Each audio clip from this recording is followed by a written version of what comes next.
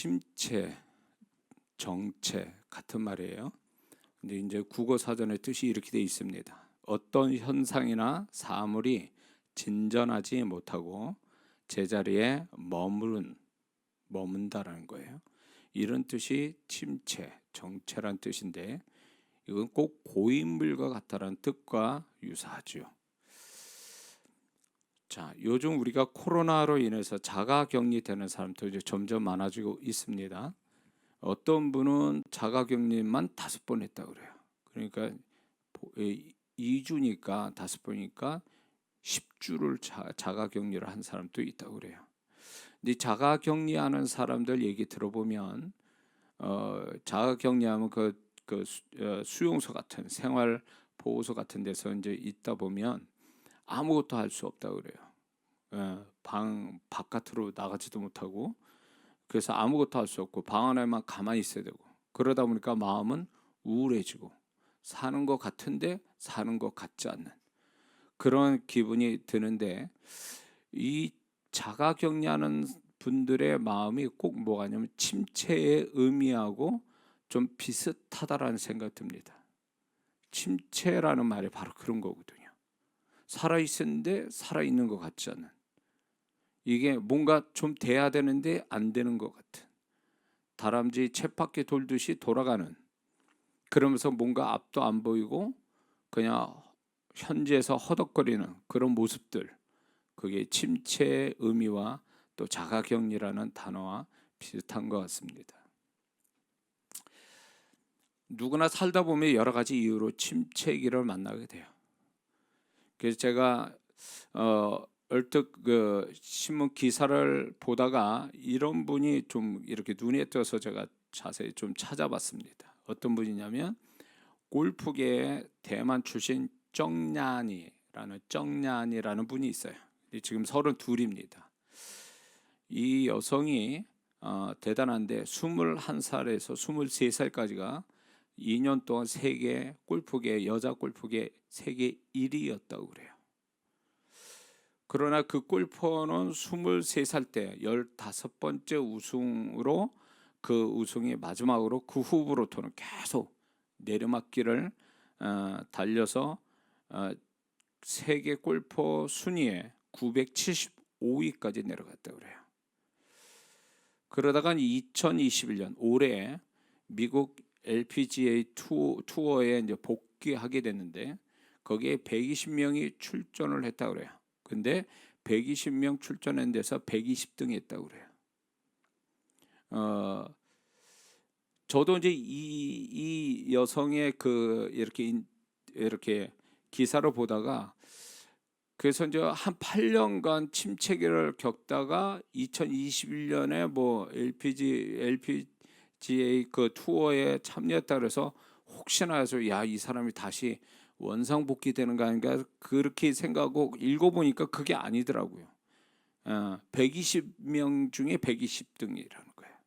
그래서 그거를 끝나서 이제 그 여성이 지금 전체 순위에 골퍼 전체 순위에 919위라고 그래요. 그러니까 975위에서 조금은 올라갔죠. 그러나 여전히 그는 침체기를 벗어나지 못하고 있다고 합니다. 좀 안타까운 일이죠. 그는 인터뷰에서 골프 침체기 때 그는 이것을 극복하기 위해서 명상원이라는 데 들어가서 5일 동안 눈물을 쏟았다고 그래요. 회복하려고. 그러나 그가 지난날 2년 동안 세계 1위를 하면서 어린 나이에 1위를 지켜야 한다는 부담과 많은 사람들의 기대감과 또 부상을 겪으면서 그는 이 침체기를 벗어나기 위해서 하루에 12시간씩 연습을 했다고 그래요. 그러나 나아지지 않았다고 그래요. 그리고 순위에서 이렇게 올라오지 못하는 침체기를 지금도 겪고 있다고 그는 인터뷰에서 얘기합니다. 이 여성은 그 어떤 상황적 침체, 그러니까 골프로서 상황적 침체도 문제였지만 이렇게 제가 인터뷰 내용을 이렇게 보면은 이 여성은 마음의 침체에서 벗어나지 못하고 있다. 마음의 침체가 벗어나지 못하니까 결국 상황적 침체에서 벗어날 수 없게 된 거죠. 그래서 이게 이 사람마다 살아가면서 침체기라는 게 있는데 한번 침체가 되면 이 정도로 무섭다라는 것입니다. 1등의 자리에서 꼴찌의 자리로 내려앉는. 근데 그럼에도 불구하고 열심히 논 것도 아니고 쉰 것도 아닌데 열심히 연습해도 안 되는 거죠. 이게 침체의 어떤 아주 무서운 현상 중에 하나인 거죠. 그런데 우리가 살아가면서 우리가 이 여성 같지는 않지만 작게 크게 여러 가지 형태의 삶의 침체기가 오게 되고 안팎으로 침체 현상을 겪게 됩니다. 저 역시도 그랬고요. 아마 여러분들도 그랬을 거라 봐요. 그렇다면 여러 가지 침체기는 왜 오는 것인가 할 때에 그는 근본적으로 하나님이 우리 인간을 창조하실 때 목표 지향적인 존재로 만드셨다는 것입니다. 그게 창세기 1장 27절 28절을 보면 하나님이 창조한 그 아담과 하와를 복을 주시고 그러면서 너희는 땅에 정복하라 다스려라 충만하라. 이것이 하나님이 인간을 만들어 놓으시고 그 인간이 어떤 존재가 되어야 될지를 여기서 말씀해 주시는데 그걸 하나로 말하면 인간은 끊임없이 목표를 두고 다름질해야 될 존재라는 거예요. 과거 지향적인 존재는 그거는 하나님이 창조의 원리 법칙에서 벗어난 존재라는 거죠. 그래서 과거를 뒤돌아보고 또 현재만 조화라고 현재 오늘로 끝이다라고 사는 사람치고 존재나 그의 인생이 잘된 사람은 없다라는 것입니다. 모든 인생의 성공, 많은 사람들이 불화하는 사람은 그 하나님이 창조 원리대로 목표 지향적인 아무리 지금 현재가 힘들어도 목표를 향하여 다름질하는 그런 모습을 보일 때에 그 사람이 성공적인 하나님의 창조 원리대로의 성공적인 존재와 삶이 된다는 것입니다. 근데 마귀는 어떻게 합니까? 마귀는 끊임없이 과거를 돌아보게 하고 그리고 현재에 굉장히 주저앉게 만드는 거죠. 광야 1세대가 그런 모습이었어요. 애굽에 있었던 것들을 끊임없이 기억하며 그걸로 기준 삼았다는 것, 자신의 현재의 삶의 기준을 삼다 보니까 그들은 결국 가나안 땅 들어가지 못하고 하나님의 진노 가운데 그런 광야에서 죽었다는 것입니다. 이건 하나님께서 어떤 일이 벌어져도 과거에 어떤 일이 있었고 지금 어떤 일이 벌어져도 그 인간은 하나님의 창조 원리대로 살면 하나님이 도우시고 은혜를 받고 인간 구조 자체가 미래 지향적인 존재, 목표 지향적인 존재로 만들어졌기 때문에 그것대로 움직이면 전혀 문제가 없다라는 것입니다. 그런데 이걸 벗어나니까 이거 반대로 가니까 하나님도 그 사람을 축복할 수 없게 되는 거죠. 하나님의 창조 원리를 벗어나니까요. 목표 지향적인 미래 지향적인 존재로 살아가는 것이 하나님 뜻인데 믿는 자들이 자꾸 이 반대로 가니까 하나님이 함께 할 수가 없는 거예요. 요셉 같은 경우에도 보디발의 집에서 그가 그 노예로 살았을 때 만약에 과거에 있었던 거 아버지 집에서 화로히 잘 살았던 형들의 미움을 받을 만큼의 특별한 대우를 받았던 그런 모습으로 그가 기억하고 노예 생활을 했다면 그는 과거 지향적인 존재로서 그는 노예로 죽게 됐을 겁니다. 그러나 이 요셉이 하나님이 함께 하셨다는 얘기는요, 이 요셉이 과거를 묻어두고 현재에 또 자기의 주어진 삶에 여기서 내가 노예로서 성공해야 되겠다, 이런 마음을 가지고 목표 지향적이고 미래 지향적인 존재로 살았기 때문에 하나님이 함께 하셨고 그게 형통의 삶이 됐다는 거죠. 그러므로 예수 믿는 사람은 과거로 자꾸 이렇게 마귀는 과거를 들춰내서 사람을 괴롭히거든요. 거기에 매몰된단 말이에요. 그거는 사단이 좋아할 일이고 사단의 역사지 하나님은 절대 그렇지 않아요. 우리가 하나님을 의지해서 정말로 이렇게 회개하고 또 바르게 고치고 그렇다 할지라도 그렇게 하면 하나님은 과거를 잊어버리게 하나님도 기억하지 아니하시고 그리고 그 사람을 새로운 삶, 하나님의 새 일을 행하시는 걸 경험시킨다는 것입니다. 그래서 사람 관계에 있어서도 제가 이제 사람 이렇게 제가 일부러 사람 관계를 끄는 사람이 있는데 오랫동안 저하고 사귀었던 친구인데 이 친구를 얘기를 하면요 자꾸 과거로 나를 끌고 가요. 지금이 어떠하고 앞으로 어떨 건가 이런 얘기가 아니라 얘기를 계속하고 있으면 과거로 자꾸 돌아가고 있는 거예요. 그 친구는 과거가 좋았나 봐요. 나는 과거가 별로 안 좋은데, 응? 난 미래를 얘기하고 싶은데 자꾸 과거로 끌고 와. 그러니까 재미가 없는 거예요, 얘기를 할 때도. 근데 그 친구가 이렇게 만나면 한두 번이 그런 게 아니에요. 그래서 이 친구하고는 도저히 안 되겠다. 그래서 관계를 끊어버렸어요. 아무리 오랫동안 사귀었던 친구라도 도대체 이게 사람이 만나면 친구라도요 기분 좋아야 되고 좀 뭔가 시너지 효과가 있어야 되는데 이 친구 만나면 우울해져. 자꾸 과거를 자꾸 얘기하니까. 좀 더 앞으로 어떻게 될 건가를 얘기하면 얼마나 재밌겠어요. 근데 자꾸 과거 얘기하니까 이 친구는 안 되겠다 그래서 제가 관계를 끊었어요. 그리고 제 주변에도 마찬가지예요. 자꾸 이렇게 뭐라 그럴까 앞을 내다보고 자꾸 앞에 하나님이 또 계속 새 일을 행하시니까 그분을 바라보면서 가야 되는데 자꾸 이게 그렇게 미래를 갈 수 없게 만드는 발목 잡는 생각들 말들 이런 것들을 자꾸 하면 사람 피곤해지거든요. 이거는 비생산적이에요. 효율적이지도 못해요. 이런 사람은 하나님이 함께 하질 않아요. 이 사람은 자기 무덤 자기가 파고 자기가 들어가는 식이 되어버리는 거예요. 우리가 우리의 생각과 모든 것들이 과거, 현재, 미래를 시간의 시제를 이렇게 세 구분을 할 때 어디에다 더 많이 둬야 되냐면 미래에다 더 많이 둬야 되고 그 다음에 현재고 그 다음에 과거예요. 과거도 기억하는 것도 좋은 것만 기억하면 되는 거예요. 근데 이게 순위가 바뀌어버리면 그 사람은 결국 자기 스스로 인생을 망치는 거예요. 과거의 영광이 있든 과거의 수치가 있든 그게 중요치 않아요. 바울도 내가 뒤에 있는 것을 잊어버렸다고 얘기하잖아요. 그리고 앞을 향하여 표현해 달려간다고 그러잖아요. 그게 정말 주님을 따른 자의 모습이에요.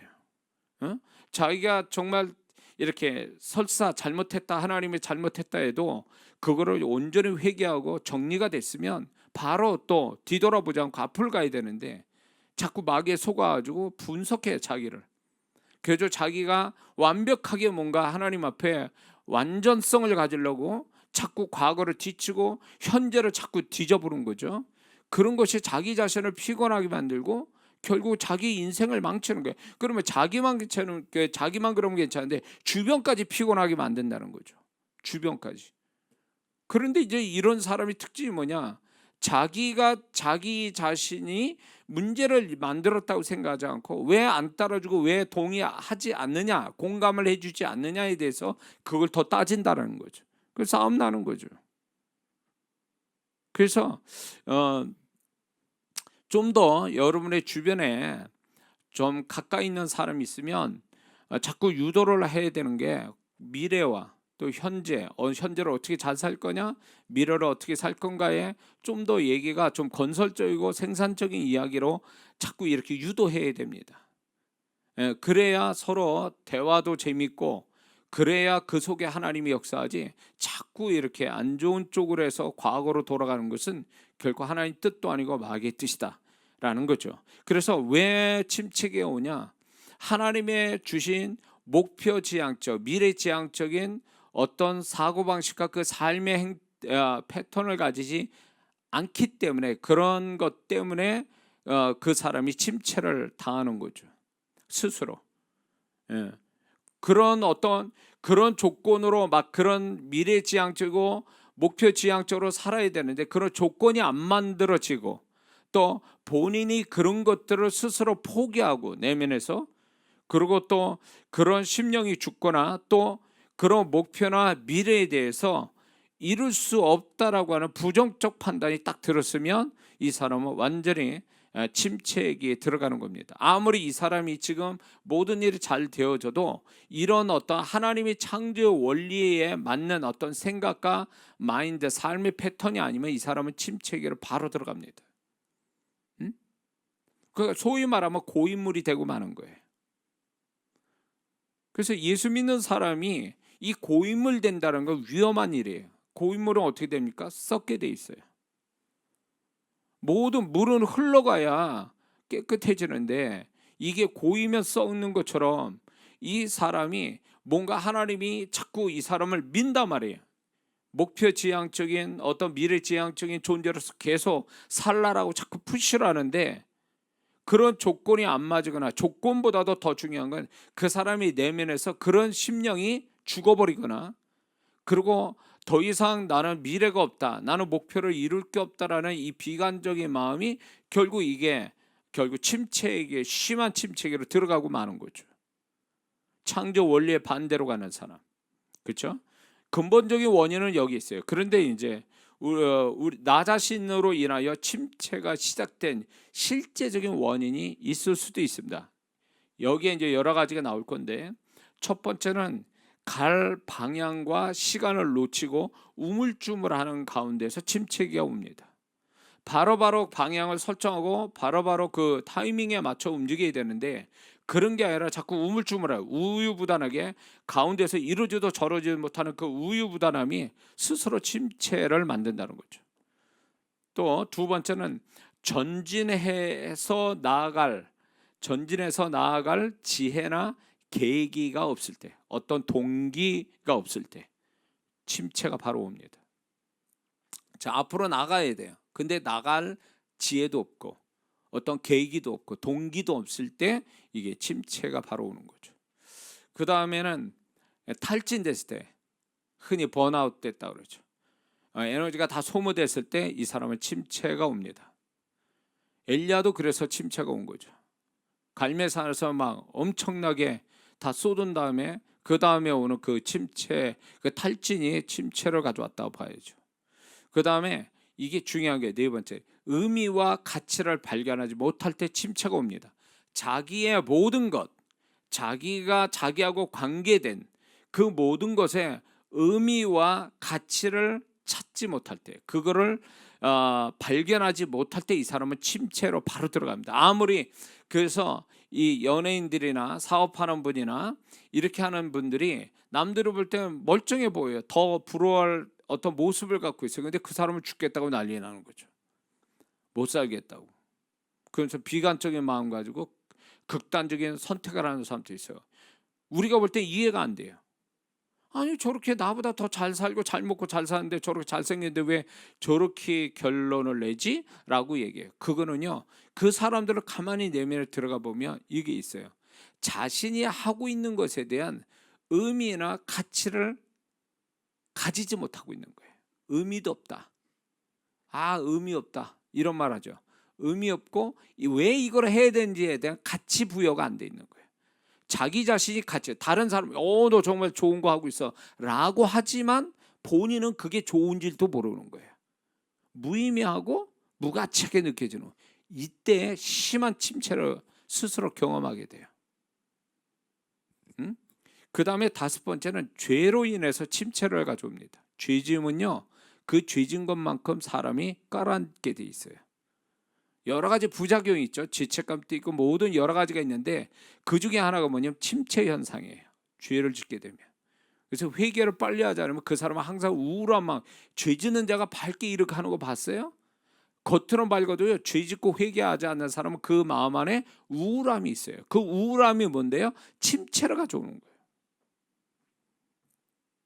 여섯 번째, 자신의 잘못된 판단에 의해서 침체를 가져옵니다. 판단을 잘못해서 그 후에 오는 어떤 침체 현상을 겪게 되죠. 그 다음에 일곱 번째는 잘못된 선택과 결정으로 인해서 침체를 가져옵니다. 자신이 분명히 하나님이 이쪽을 선택하고 결정을 하는데 저쪽으로 했어요. 그거는 하나님이 원하지도 않는 선택과 결정을 함으로 인해서 스스로 무덤을 판 거예요. 그래서 제가 상담 중에 많은 분들이 무슨 문제를 갖고 있냐면, 거의 다가 처음에 어떻게 시작했습니까? 이 문제에 대해서. 이렇게 오기까지 처음에 하나님과 같이 했습니까? 하나님이 이쪽을 선택하고 결정하라고 말씀했습니까? 라고 물으면 대답 못해요. 90%가 여기에 다 걸려 있어요. 시작을 잘못했다는 얘기예요. 그러니까 지금 고속도로로 가야 되는 이 사람이 농길로 가고 있는 거예요. 그러니까 침체가 오는 거죠. 또 여덟 번째는 자신이 하는 것에 확신이 계속 없을 때, 자기가 하는 것들에 대한 확신이 계속 없을 때 이 사람 침체에 빠집니다. 나 이거 아무리 힘들어도 괴로워도 이렇게 나 이거는 할 만한 가치가 있어. 난 이거 잘할 수 있어. 곧 잘 될 거야. 이런 확신이 있어야 돼. 그 확신이 시간이 지나면서 계속 확신이 안 될 때 이 사람 침체에 빠집니다. 오늘 요즘 자영업자 하신 분들 너무 불쌍하죠. 정말 그분들도 다 가족이 있을 텐데 그 나이에 보면 40대 50대들 자영업을 하잖아요. 그분들이요, 자식들 진짜 돈 많이 들어갈 때예요. 근데 지금 돈 들여가지고 빌려가지고 이렇게 몇 억씩 해가지고 장사를 시작했는데 안 돼서 문제. 3년 안에 폐업한 사람 75%라고 그래요. 그 가장으로서의, 그것도 부부가 정말 열심히 해도 정말로 최저임금밖에 안 되는, 그거 가지고 자식 키우지도 못하는, 그래서 빚에 빚을 지고 이런 모습 보면 그분들이 이제 결국은 이제 폐업을 합니다. 근데 그 확신을 가지지 못한 그것이 나는 이제 안 됐구나, 끝났구나, 나는 안 될 것 같아 라는 이 마음 훅 들어가면 그때부터 그냥 그 사람의 심령의 삶의 침체기로 들어가는 거죠. 이게 무섭다라는 거예요, 이런 것들이. 그 다음에 아홉 번째는 뭐냐면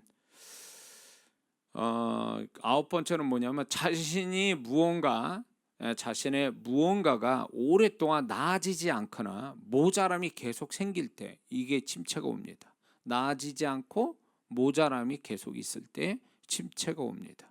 모든 게 사람들이 더 나아지려고 뭔가를 움직이는데 나아지는 게 없어요. 그리고 모자라, 반대로 점점 모자라죠. 그러면 이게 침체가 오는 거죠. 그 다음에 10번째가 마음의 고통이 크면 그 사람이 그 마음의 고통 큰 것이 침체로 가져옵니다. 그래서 이런 게 있죠. 사랑하는 사람이 세상을 떠났어요. 심지어는요, 이 반려견이 죽잖아요.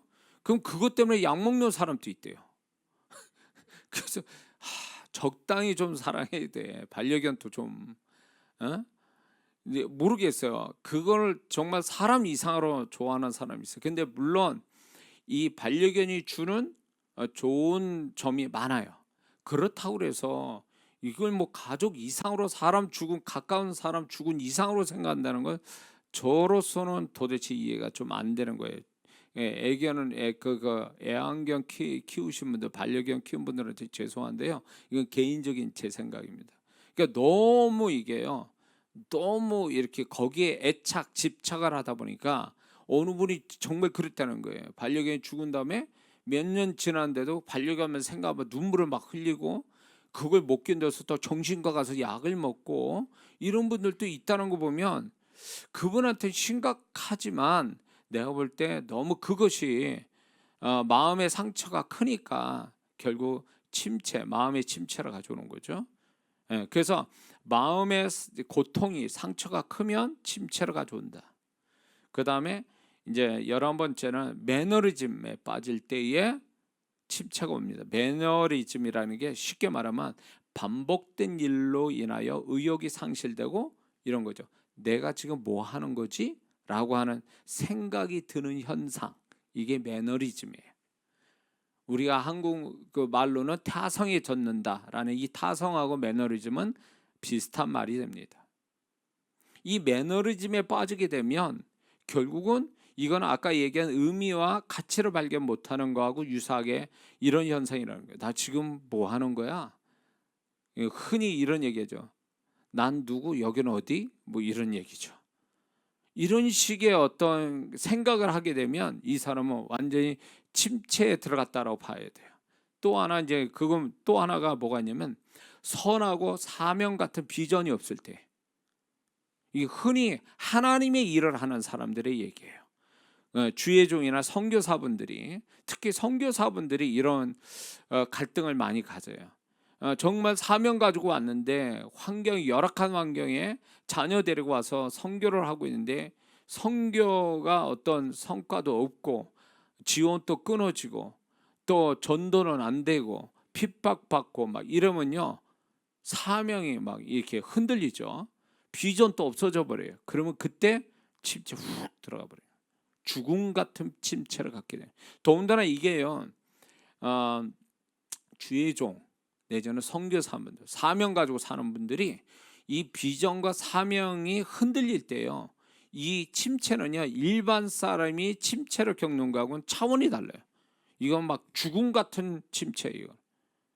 예. 그게 뭐 죽을 수도 없어. 죽을 수도 없는 거예요. 그러니까 죽음 같은 거를 경험해. 죽음 같은 침체를 경험해. 그래서 제가 이렇게 목회자분들을 이렇게 사역하다 보면 그 안에 주님이 그 마음을 붙잡고 있는 희미한 불빛 같은 그 주님의 마음이 그 사람을 붙잡고 있는 것뿐이지, 그것만 꺼지면 이 사람은 정말 당장이라도 죽을 수 있는 그런 분들이 참 많아요. 그래서 제가 마음이 아픈 거예요, 그 사역자들 보면. 그래서 제가 저도 모르게 사명이 생긴 거예요. 그래서 어려운 목회하신 분들을 세워줘야 되겠다.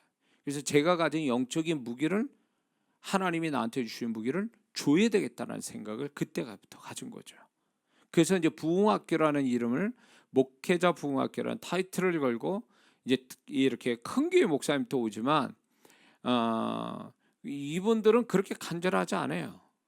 여유로우니까. 근데 이제 정말 이게 사명을 고만둘 수도 없고 목회로 고만둘 수도 없고 사명을 고만둘 수도 없는, 이러지도 저러지도 못하는 그 중간에서 죽음 같은 마음을 갖고 있는 이분들한테 이제 제가 소망이 되는 거죠. 제가 실패를 경험하고 이런 저의 절망 속에 있었던 간증을 하고, 그런 다음에 제가 어떻게 하나님께 은사와 능력 받고 형통이 됐는지 그거를 가르치고 임파테이션에서 정말 그렇게 역사를 경험하는 분들이 많았었거든요. 앞으로도 저는 우리 교회가, 저는 그 사역을 할 거예요, 계속. 그래서 교회가 살아야 되고 목회자가 살아야 되거든요. 그래서 정말 가슴이 아픈 게, 같은 사역자로서 지금 또 이제 이렇게 전화 상담하면 제가 이제 주의 종 사역자분들은 특별히 제가 이제 정말 이거는 내가 상담을 해줘야 되겠다라고 하는 분들은 제가 상담해요, 같은 사역자 입장에서. 너무 안타까운 사역자들 많아요. 이런 분들을 어떻게든지 도우려고 제가 나름대로 하긴 하는데 안타까운 거죠. 주님도 굉장히 안타까워요. 불쌍히 여기고 안타까워 여겨요. 왜냐하면 이 침체에 빠져버리면 그분이 원해서도 아닌데 이게 이제 여러 가지 요인이 이렇게 섞여가지고 침체가 돼버리면요, 너무 하나님이 허락되지 않은, 하나님이 의도적으로 허락하는 침체도 있어요. 그러나 그것이 아닌 이런 거, 이런 이유에 의해서 침체에 들어가면 주님이 너무 안타까워요. 제가 거기서 빠졌다가 나온 사람이니까 어디까지 갔는지는 딱 얘기 들어보면 제가 끝간데까지 가본 사람이니까, 목회하면서 딱 들어보면 이 사람 여기 수준까지 왔구나. 이게 있어요. 레벨이 있어요, 레벨이. 그러면 제가 겪었던 게 있어요. 1단계, 2단계, 3단계에서 마지막 단계까지. 저는 거기까지 갔다 온 사람이니까 딱 들어보면 이 사람 몇 단계쯤 왔구나, 이게 이제 알게 되는 거죠. 자, 이런 경우에 이제 나 자신으로 인해서 오는 침체 현상입니다. 침체의 원인이에요. 그런데 이런 게 있습니다. 영적인 관점에서 또 원인이 있을 수 있어요. 두 가지인데, 첫 번째는 부정적 의미에서 악한 영에게 틈을 주어 악한 영의 방해로 말미암아 침체가 오는 경우가 있습니다. 악한 영의 방해로 침체가 오는 경우가 있어요. 그러니까 이런 경우에요, 보통 어떤 사명이 있거나 축복을 많이 받거나 뭔가 하나님께서 어떤 역사하려고 하는 사람한테 꼭 하나님이 역사한 것처럼 미리 촉쳐서 이 사람을 소위 말해서 침체에 빠지게 하는, 그러면 헷갈려 버려요. 이게 나로부터 시작된 거냐, 하나님부터 시작된 거냐, 아니면 귀신으로부터 시작된 거냐, 요거 분별 잘 하셔야 돼요. 분별 못하면 사단이 지금 악한 영이 나한테 초치기 위해서 이렇게 하고 있는 그 침체를 주려고 방해하는 것들을 하나님으로부터 온 건 줄 알고, 그냥 하나님 왜 나를 이렇게 만드십니까, 막 이런 경우도 있어요. 그러니까 분별이 안 되는 거죠. 또 자기가 원인이 자기가 스스로 만들어서 침체된 거를 하나님 탓하고 또 마귀 탓하고 이러면 안 돼요. 근데 마귀가 특별히 이렇게 침체에 빠지게 하는 경우가 있어요. 막 이렇게. 근데 여기에서 왜 마귀가 틈타냐? 왜 침체를 주냐 할 때 그 원인 제공은 내가 그렇게 될 수도 있어요. 지금 여러 가지 내 잘못으로 인한 그런 침체가 있는데 거기다 사단이 불난집에 기름을 꼈는 거죠. 그러니까 틈을 준 거예요, 사단한테. 그러니까 이중으로 들어가는 거예요. 이중으로. 이중으로 침체가 생기는 거예요. 그럼 굉장히 곤란하죠. 그러면 이거를 뭘로부터 해야 되냐? 악한 영부터 띄어내는 작업을 해야 돼요. 그러고 나서 그 사람한테 침체가 무엇으로 왔는지 확인을 해야 돼요. 그걸 찾아야 돼요, 원인을. 그래서 그거를 제거시켜야 됩니다. 이게 안 되면요, 막연하게 이렇게 뭐 기도만 해서 될 문제가 아니라니까요. 제 경험으로 볼 때 기도만 해서 될 문제가 아니에요. 이거는 기도 열심히 했지, 금식도 했지, 근데도 침체 현상, 내 마음의 현상은 침체된 내 마음을 고칠 수가 없는 거예요. 내 경우로 보니까요. 근데 어떤 순간이 오냐면 내가 침체를 딱 당했는데 나는 어디서부터 이게 왔는지를 모르겠는 거예요. 근데 하나님께서 두 가지를 저한테 탁 얘기하시면서 이게 나로부터 두 가지로 침체가 내가 오기 시작한 거였구나라는 걸 하나님이 저한테 가르치셨어요. 그래서 내가 침체가 왜 왔는지에 대한 그거를 분명히 알게 되면요, 그 핀셋으로 이렇게 뭔가를 뽑아내는 것 같이 그 침체 원인을 제거시키면 그게 사라져서 그 사람이 침체에서 벗어나게 되는 거예요. 근데 보통 이 침체가 오면요, 보통 이런 식이에요. 많은 분들이 이걸 다른 탓으로 돌려요. 분명 내 탓인데도 불구하고 다른 탓으로 돌려가지고 침체에서 벗어나지 못하고 계속 거기서 헤매는 사람이 있어요. 그래서 이거를 냉정하게 볼 필요가 있다라는 거죠. 냉정하게. 응? 자, 그런데 이제 영적인 관점에서 두 번째는 하나님이 의도적으로 하나님이 의도적으로 진행되는 것을 막으시고 고인물 되게 하여 침체를 경험하게 하는 경우가 있습니다. 이런 경우는 보통 자신의 명백한 잘못이 없는 데서 일어날 때가 많아요. 자, 이 요나의 경우가 조금 예가 맞지는 않지만 일부분은 맞아요. 요나가 배를 타고 다시스로 가는 배를 탔어요.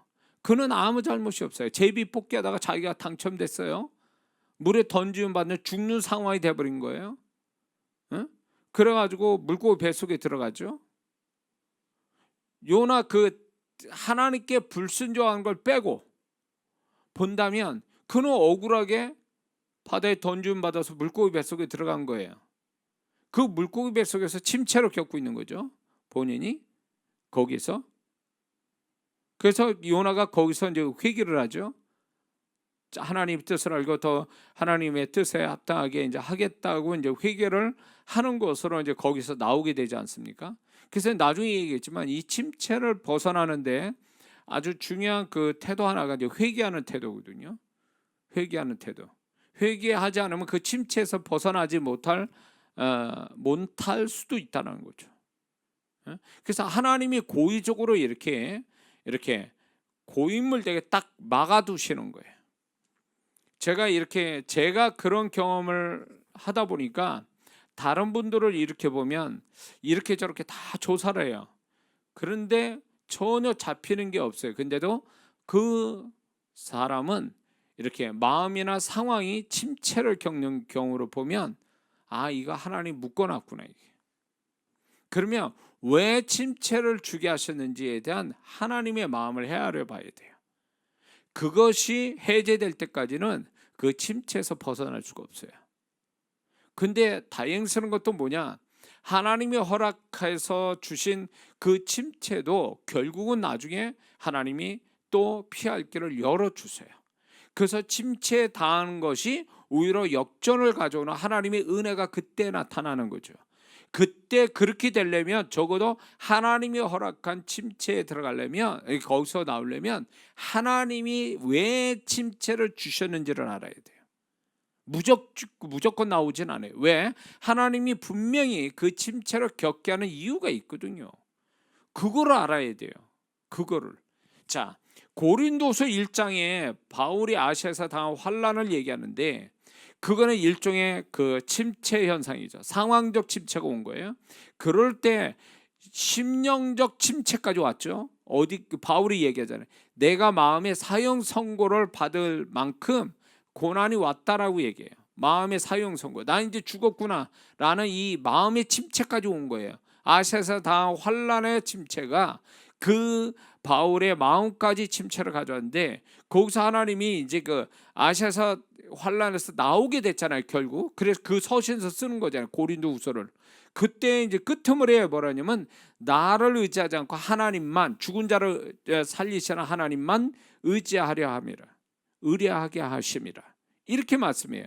결국 하나님이 바울의 고린도후서 아시아에서 당한 환난의 침체는, 마음의 침체, 상황적 침체는 결국 바울이 가졌던 이제 자신을 믿는 걸 버리고 죽은 자도 모든 걸 할 수 있는 하나님만 믿는 믿음을 갖게 하시기 위해서 이 침체를 주셨다는 걸 확신하고 그 확신이 비로소 그 환난에서 나오게 된 동기가 된 거죠.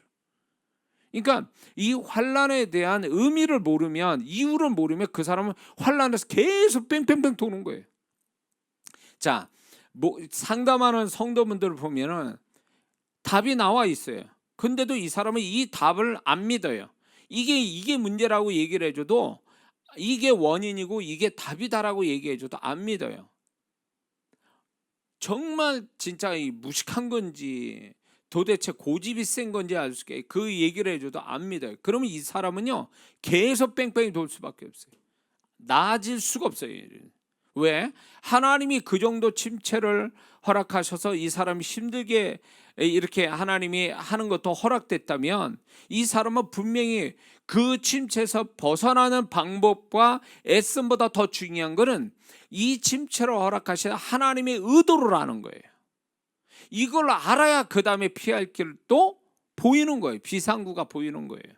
근데 고집펴서 이렇게 계속 그런 사람이 있는가 하면 정말 목사, 그러니까 저 같은 영분별 되는 사람만이 아는 이 원인이 있어요. 그러니까 저한테까지 왔겠죠. 본인이 모르니까 하나님이 이끌어서 나 같은 목사를 만나서 원인을 찾아주는 거죠. 그럴 때 이제 불이 번쩍하는 거야. 아, 이것 때문에 그렇구나. 그러면 정말 그 성도가 하나님이 이것 때문에 나를 침체를 줬다는 것을 이 성도가 알고 정말 그 부분에 대해서 하나님이 인정하실 때까지 정말 그것을 해결하려고 할 때에 하나님은 그 사람을 나중에 보면 피할 길을 벌써 열어주고 계셨던 거예요. 그래서 그거를 해결하는 성도들의 간증이 그래서 나오는 거예요. 그래서 홈페이지에 간증 올리는 분들 있지 않습니까? 가만히 들여다보면 어저께인가 그저께도 두 분을 제가 또 이렇게 상담을 했어요. 그냥 박 목사가 이렇게 받아서 그랬지만 내가 가만히 들어보니까 이건 내가 나서서 해결해줘야, 사역을 해줘야 될 부분이더라고요. 근데 어느 분이 심각하게 막 이렇게 어떤 마음이나 어떤 육체적인 어떤 문제를 갖고 있을 때 이게 어디서 왔는가를 모르고 있을 때 주님이 저를 통해서 쫙 얘기하는 거예요. 그 어릴 때부터 해가지고 막 마음의 심령의 문제부터 해서 왜 이렇게 됐는지까지 쫙. 그러니까 이분이 막 눈물을 흘리면서 저한테 고백하더라고요. 그러니까 이런 분이 있어요. 정말 몰라서 이 침체가 어디서 왔는지, 이 침체로 인한 고난이 어디서 왔는지 모르고 있는 거죠. 그럴 때 이제 저 같은 사람을 만나서 딱 얘기할 때 아, 이거구나 라고 알아서 문제는 나아지지 않았지만 이제 답을 얻었으니까 그분은 나중에 이제 해결돼서 간증을 또 올리게 되죠. 그걸 듣게 되죠. 그러니까 이런 식이에요. 그러니까 이 침체가 이렇게 자신의 원인에 의해서 침체가 되기도 하고 귀신에 의해서 침체가 되기도 하지만 하나님의 의도에 의해서 침체가 올 때에 그거를 분명히 그거를 자연적 현상으로 보지 말고 하나님의 의도를 알아야 벗어날 수 있다는 거, 우리가 이걸 분명히 알아야 됩니다. 자, 침체는 우리 자신의 세 군데에서 침체가 일어난다. 첫 번째는 마음의 침체예요. 이건 내면적 침체라고 말할 수도 있어요. 내부적 침체. 그래서 마음의 침체, 상황은 아무것도 달라진 게 없어요. 더 나아질 수도 있어요. 근데 그 사람 마음이 침체가 될 수도 있어요. 아까 얘기한 의미와 가치를 모를 때, 응? 그리고 뭔가 매너리즘에 빠질 때, 이럴 때 이제 마음의 침체가 생기는 거거든요.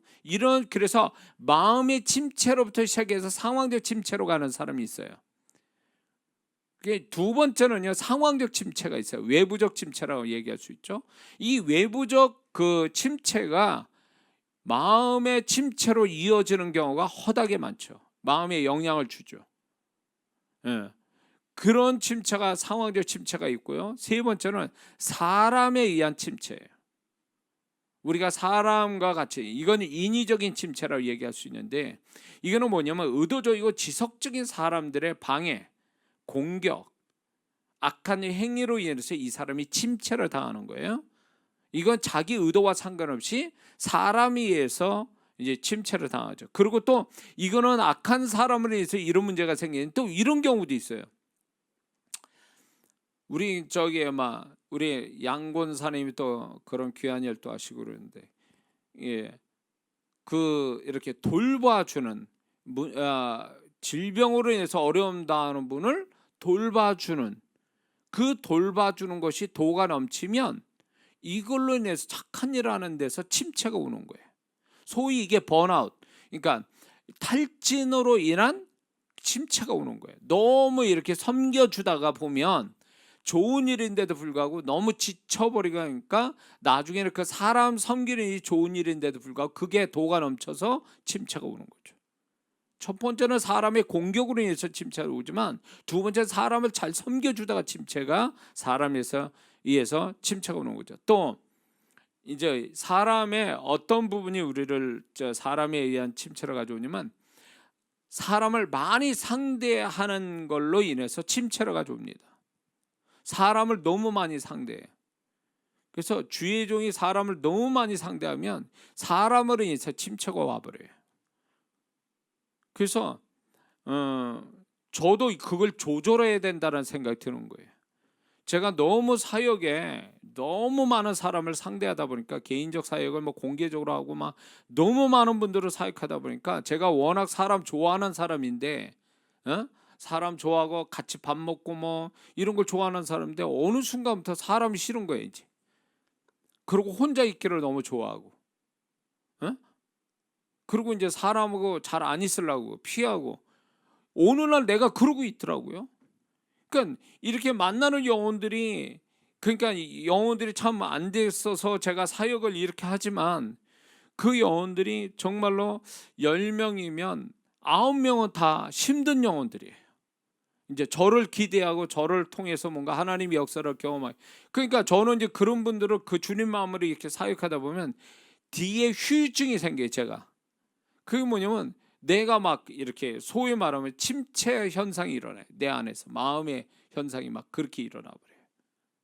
그래서 과거에 성령 사역 하시는 분들이 미국에서도 그렇고, 제가 그분들의 전기를 읽다 보면 너무 심하게 사역을 하다가 그래서 일찍 죽는 사람도 있고, 그러다가 이상하게 된 사람들도 많은 기록들이 나와요. 그래서 저도 그걸 보면서, 제가 이제 40대도 아니고 이제 저도 나이가 먹을 만큼 먹은 나이가 돼 버리니까, 이거 뭐 열정만 가지고 했다가는 안 되겠구나. 이거 할 때는 몰라요. 할 때는 뭐 미친 듯이 해요. 막 그냥 막 죽는지도 모르고 막 해요. 근데 끝나고 나면 그 뒤에 후유증이 와요. 제가 그래서 이게 길게 하나님 앞에 내가 일찍 가려면 많이 해야 되는 거고, 좀 뭔가 하나님이 정한 숫자까지 살려면 이게 관리를 해야 되겠구나. 이게 막 한다고 되는 게 아니구나. 예, 제가 그런 걸 느낍니다. 그래서 마음은 참 안타까워요. 이렇게 많은 영혼들이 너무너무, 제가 이제 이렇게 유튜브를 통해서 많은 분들이 저를 아니까 뭐 별 내용을 다 이렇게 보내시는데 너무 마음이 아픈 거예요. 이분 가만히 보면 이분들이 여기까지 올 사람들이 아니에요. 제가 결론 내린 게, 이분들은 중간에 어디서부터 뭔가 멘토로 만나서 뭔가 하나님의 역사를 경험하면 벌써 끝나야 되는데, 이게 뭐 누가 멘토 잡아준 사람 없고, 그리고 이분들이 영적인 방법을 모르고 행로를 모르니까 진짜 사단이 장난질하고 막 난리를 치고 끄트물어서 막 거반 다 죽게 된, 여리고로 내려가는 그 강도 만난 것처럼 거반 다 죽게 된 사람이 돼버리고 만 거예요. 너무 마음이 아프더라고요, 그런 걸 보니까. 응? 자, 그래서 이제 이런 어떤 침체는 결국 이런 게 있습니다. 하나님의 허락된 침체는 당장은 그게 괴로워요. 고난, 이 침체라는 게 우장창창 깨지는 고난하고 비례할 만큼의 고통스러워요. 침체라는 자체가. 조용해도 침체가 되면요, 우당탕창 깨지는 것만큼 힘든 거예요, 그 침체라는 게. 그런데 하나님의 허락한 침체는 당장은 괴롭고 부정적인 것 같아도 그 침체를 하나님의 허락하신 뜻을 알고 지나가면요, 그 침체가 우리 속담에 비 온 뒤에 땅이 굳는다고, 그 침체를 당한 사람은 그것만큼 하나님이 축복하시고 은혜를 주세요. 아멘 하세요? 그러므로 지금 또 침체를 겪고 있는 분들이 있을 거예요. 이 메시지 잘 들으셔야 돼요. 이거는 일종의 내 원인으로 생겼던, 어떻게 됐든 간에 우리 하나님의 사랑하는 자녀가 침체를 겪는 것에 대해서 하나님도 마음 아파하시지만, 그 침체를 통해서 하나님은 로마서 8장 28절의 말씀처럼 합력하여 선을 이루어 주시는 거예요. 네? 그래서 그게 100%다 고통스럽거나 부정적인 의미를 가져서는 안 됩니다. 분명히 이 침체는 우리에게 약이 될 수 있어요. 내가 어떻게 그 침체를 바라보냐에 따라 그 침체가 짧게도 끝날 수 있고 길게도 가고 깊게 갈 수도 있고 약하게도 갈 수 있어요. 그러나 그 침체라는 것이 100% 부정적인 건 아니에요. 그래서 이 우리가 침체를 겪을 때 사람들이 그 감정이나 상황에 따라서 사람이 잘못된 생각을 할 때 많은데, 그게 정답은 아닐 수도 있다는 걸 아셔야 돼요. 그건 자기의 생각일 뿐이지 하나님 보실 때 우리의 침체를 그렇게 그런 개념으로 그거다라고 얘기하시지 않는단 말이에요. 부정적으로. 부정적이어서 사람 망할 것 같으면 하나님이 우리 하나님이 아니죠. 그 침체를 허락하신 하나님이 그 하나님이 아니에요. 우리 하나님이 아니라는 거죠. 자, 그래서 우리는 세 가지의 이제 또 사람에 의해서 다툼, 오해, 이런 것들이 소위 말해서 사람에 의한 침체를 가져오게 됩니다. 다툼이나 오해, 그렇죠? 이런 것에서 침체가 옵니다. 그래서 침체는 세 군데서 우리가 침체가 일어난다. 그런데 침체기의 형태는 이렇습니다. 일시적으로 오는 게 있고요, 장기적으로 오는 게 있고요, 그 다음에 주기적으로 오는 게 있어요. 세 가지 타입으로 옵니다. 침체기는요, 세 가지 타입.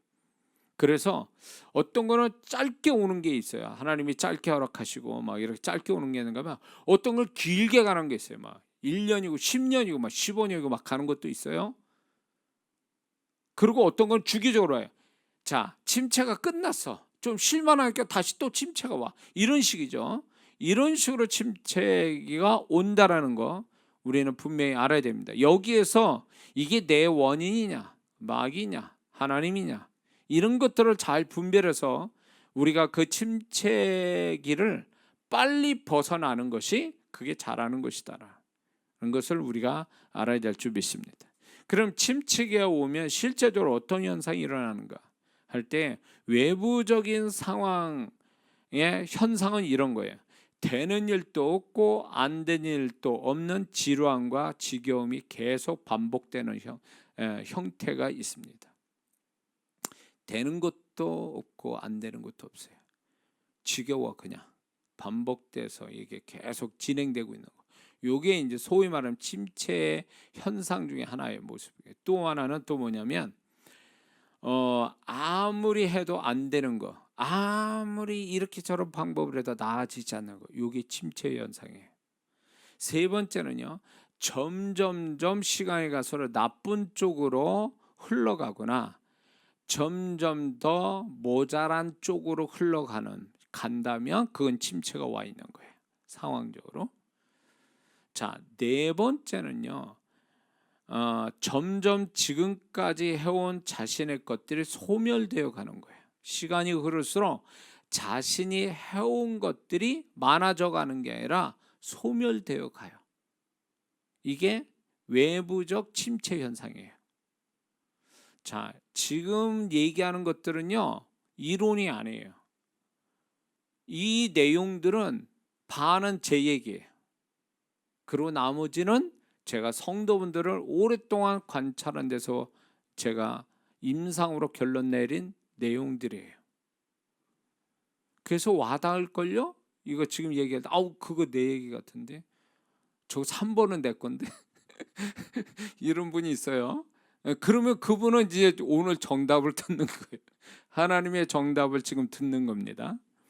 자, 마음 내부적 현상이 있습니다. 자, 마음의 내부적 현상은 다 아는 것처럼 우울감이 생겨요. 침체기 오면요. 두 번째는 의미와 가치를 모르게 돼요. 내가 왜 살지부터 시작해가지고 내가 왜 이걸 하고 있지? 나는 왜 여기 있지? 이런 거. 이 정도가 되면 이 사람은 심하게 침체 현상을 겪고 있는 거죠. 내면적으로. 그 다음에 무기력함이 와요.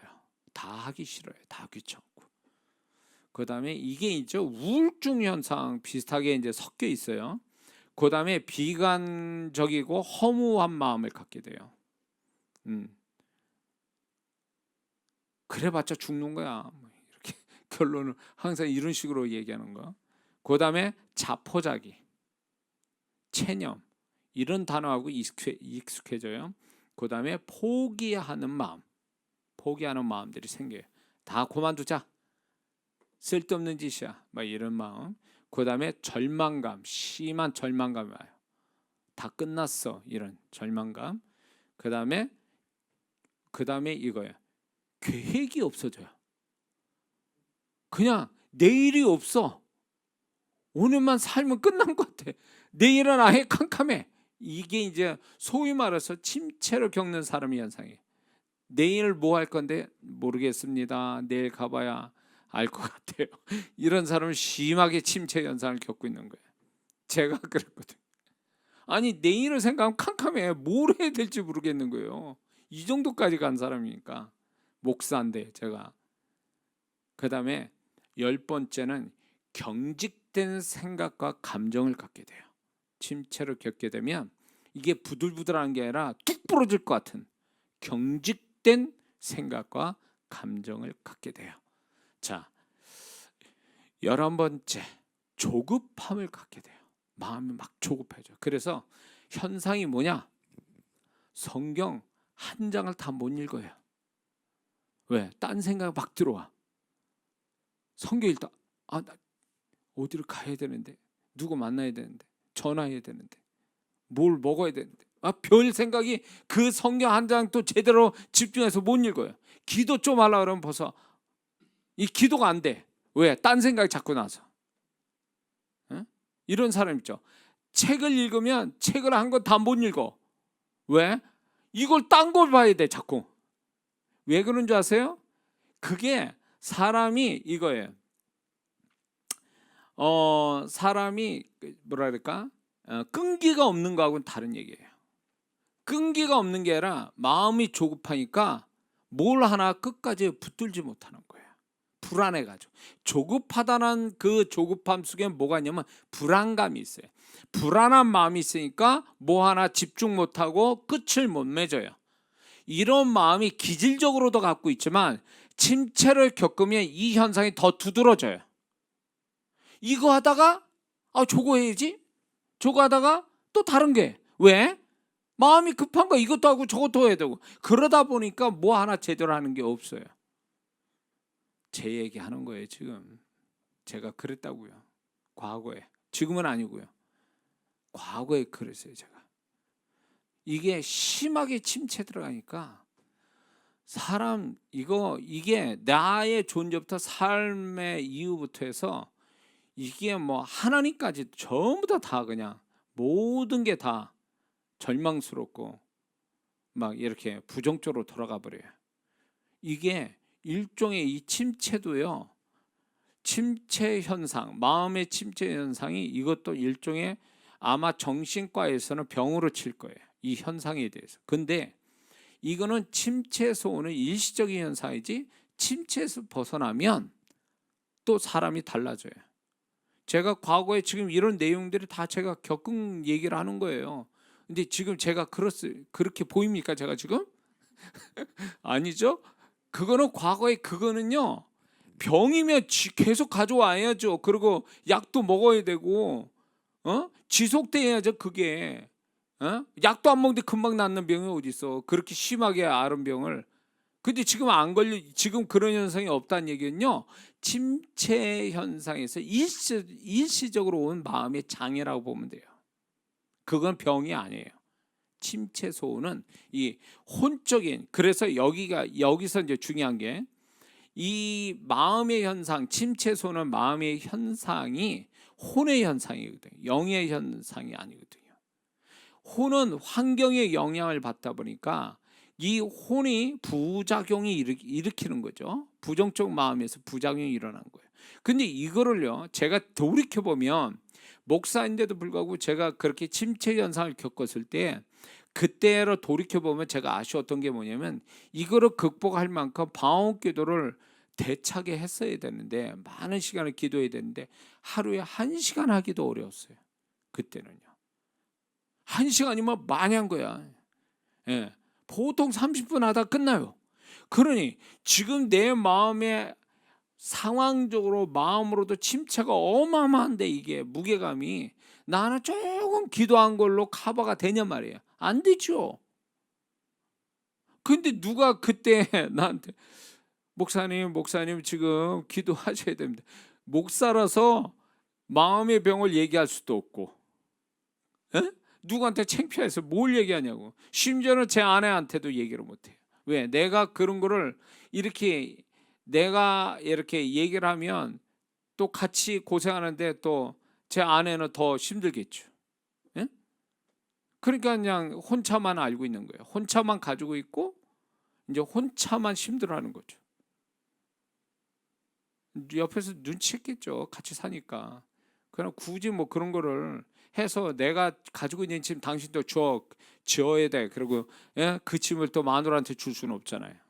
그러니까 이제 혼자서 막 이러는데 그때 이제 제가 아셨던 게 지금 제가 방언을 가르치잖아요. 얘기하고 그 후에 성령께서 방언 이게 기도 불 받아가지고 방언을 엄청 했을 때 그때 가르쳐 주신 거지 그 전 얘기예요.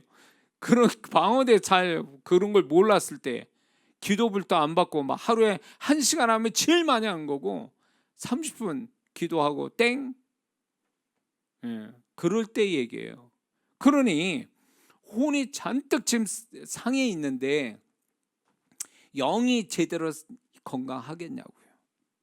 혼이 침체로 해서 잔뜩 상해가지고 있는데 이게 시간이 지나면 영도 상하거든요. 그러면 영이 상하면 어떤 현상이 오냐? 성경 안 읽어요. 기도 잘 안 해요. 세상 사람처럼 살려고 그래요. 잠만 자려고 그래요.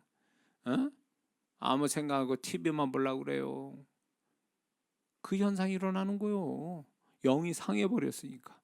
영이 상하면 끝장난 거예요. 그 사람은 진짜 라우디게아 교인 되는 거예요. 주님 말씀한 대로.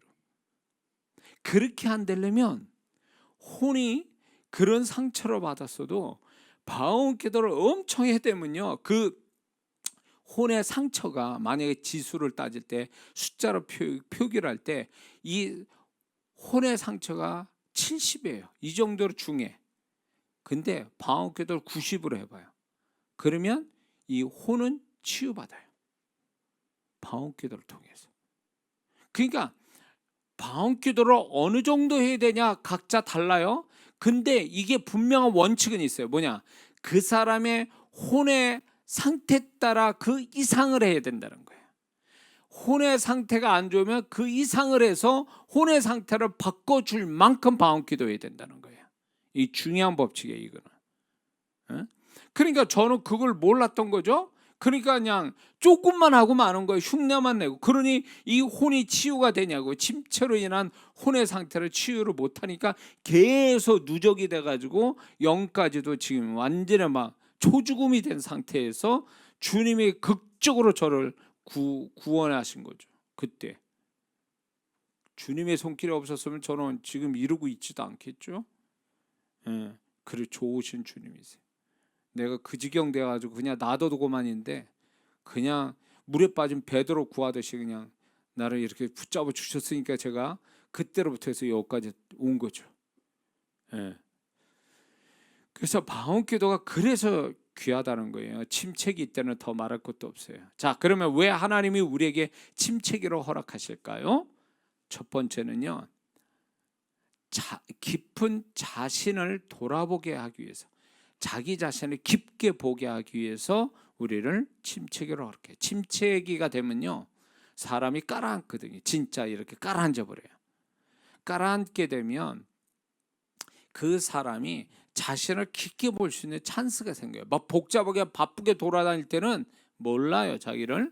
근데 침체게 되면 어떤 현상인 줄 아세요? 모든 게 다 느려지고 모든 게 좀 조용해지고 모든 게 단순해져요. 침체기가 오면요. 그때 이제 자기를 돌아보게 된다는 거예요. 그래야 자기를 볼 수 있는 거거든요. 바쁘게 살고 복잡하게 사는 데서 자기를 깊게 봅니까? 못 봐요. 그러니까 하나님이 침체기를 통해서 그 사람 자신을 깊게 보게 하시는 거예요. 두 번째는 자신의 이 침체기를 통해서 자신의 무능함을 경험하여서 자기 자신을 믿는 것을 포기하게 만드시는 거죠. 그래서 자기 부인을 시키는 거예요. 이 침체기는요. 그 잘났던 거 저도 나름대로 나는 절대로 지지 않아요. 나는. 제가 제 나름대로 얼마나 뚝심이 있는데요. 제가 굉장히 저도 모르는 뚝심이 있거든요. 근데 침체기를 계속 오래 가니까요. 하나님 이제 나 죽여주세요. 이런 말이 저절로 나오는 거예요. 이제 나는 더 이상 이제 안 된다라는 생각을 딱 자기 부인이 시작하는 거예요. 모세가 매일 양을 데리고 맨날 혼자서 양 데리고 산으로 들러 사막으로 다니다 보니까 40년을 그렇게 하다 보니까 이 하나님이 호렙산에서 가시떨기 나무에서 만날 때 그 이스라엘의 지도자로서 말씀할 때 내가 누구간데 이 일을 할 수 있냐고 얘기하잖아요. 자기 부인이 온 거 아니에요? 하나님이 그때를 기다린 거예요. 40년을 기다린 거예요. 그 자기 부인을 할 때까지 기다린 거예요. 그러니까 이 침체기라는 것이 우리가 영적으로 해석하면 굉장히 유익해요. 쓰지만 괴롭지만 그 침체기는 우리한테 엄청난 유익을 주는 거예요. 자기 부인 스스로 됩니까? 저는 2번에 걸쳐 자기 부인의 은혜를 제가 받았는데 첫 번째는요. 이제 제가 이제 그러니까 그 청년이 되고 나서 자기 부인을 하나님은 어디서 시켰냐면 군대에서 시켰어요. 군대. 저 편하게 군대 생활하고 공군 갔습니다. 근데 하나님은 편한데 안 보내고 아주 사람 괴롭히는 힘든데 제가 군대 생활을 했어요. 그것도 집 앞에인데 공군 부대가 집 앞인데 저는 편한 대로 장소는 편했는데 군대 생활이 이게 보통 사람들이 있는 데가 아니에요. 반쯤 정신 나간 분들이 있었어요. 그런 분들하고 같이 군대 생활하면서 제가 정말 진짜 막 극한 데까지 막 이렇게 제 성격으로 볼 때 그런데 그걸 꾹꾹 참게 하시더라고요. 그런 참는 가운데 제가 깨져버린 거예요. 참는 가운데서 깨졌어요. 그러고 나서 두 번째 이제 자기 부인이 됐던 거는 목회를 하면서 이렇게 저렇게도 안 되고 이제 자신의 침체 속에 푹 빠지면서 이제 나 죽여주세요라고 하는 그 이제 포기 단계에 갔을 때 이제 그때 이제 자기 부인이 두 번째 된 거예요. 그래서 이 침체라는 게 정말 이게 저한테는 굉장히 2번 하라면 못할 일이에요. 자원해서 못합니다. 이거는. 그런데 주님께서 저에게 이 침체 현상을 통해서 저를 다루시는 거 지금 돌아보면 굉장히 감사한 거예요. 이장호 목사 요 정도 된 것도 그런 자기 부인의 침체가 있었기 때문이라는 거죠. 세 번째는 왜 침체기를 하나님 허락하냐? 자신의 교만을 소멸시키기 위해서 침체기를.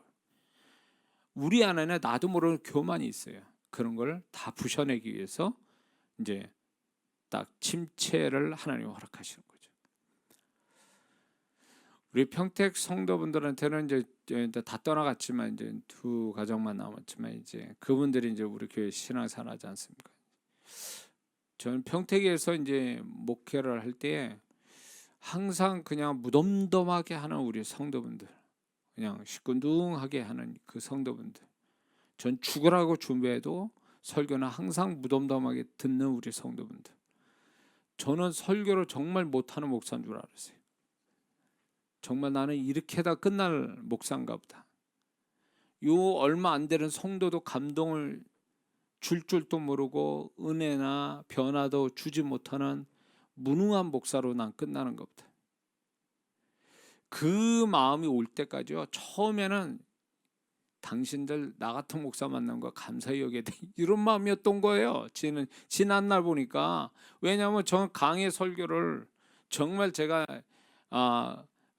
뭘 했냐면 굉장히 성도들을 그러니까 말씀에 능숙한 자로 만들어야겠다 그래가지고 강의 설교를 했어요. 그때 당시 30년 전에 강의 설교예요.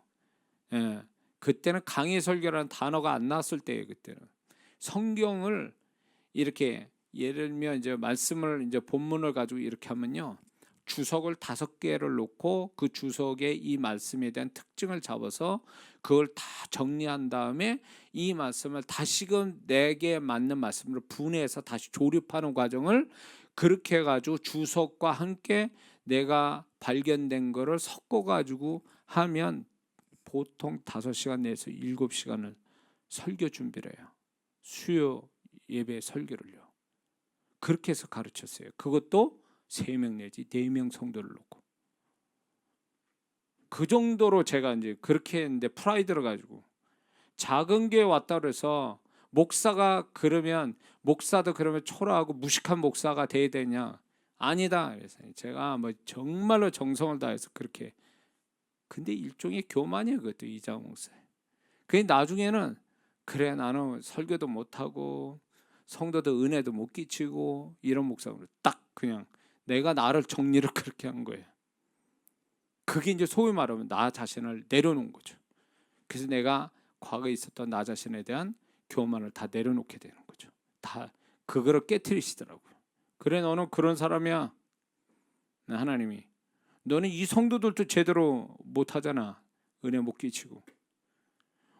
그게 또 죄책감이야. 막 이게 컴플렉스가 이루 말할 수가 없어요. 그러니까 막 심령이 맨날 이 목사인데도 성도는 다 안녕하세요 목사인데 나는 속으로 막 죽겠는 거야. 막 지옥을 경험하는 거야. 막 이게 이런 쪽으로 지옥, 저런 쪽으로 지옥이야. 막 나는 그 세월을 보낸 거예요. 그 세월을 침체기 때 그렇게 된 거예요.